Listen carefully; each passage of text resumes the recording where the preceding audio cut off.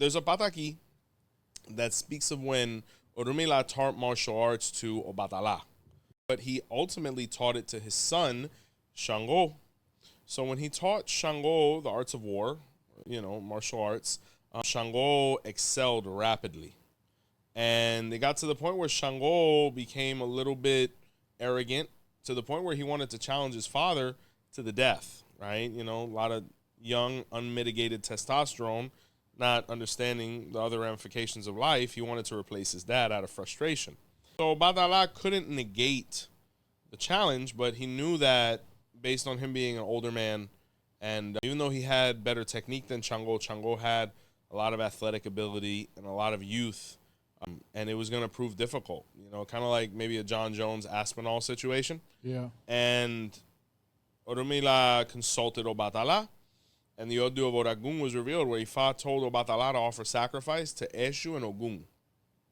So the day of the battle happened. It commenced. It started pretty fiercely with Shango trying to overpower Obatala. Obatala was able to hold him off for a while, get some good hits in. It was a really, it was a heated battle. But Obatala realized that if it continued any longer, ultimately Shango was going to kill him. So based on the Ebo and things that he had did, they engaged in a lock where they were, basically wrestling or to see who was going to get who to the ground. Obatala knew if he hit the ground at this point, he would be depleted. They say that they threw corn behind Shango's feet, and when he stepped on it, he slipped. And when he slipped, Obatala had the perfect opportunity to kill him, and he didn't.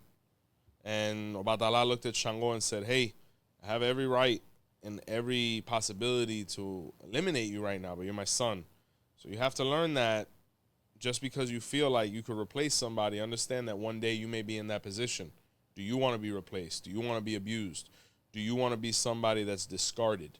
And at that point, Shango realized, he was terribly wrong. He bowed to his father, he bowed to his master, and they were able to continue in peace.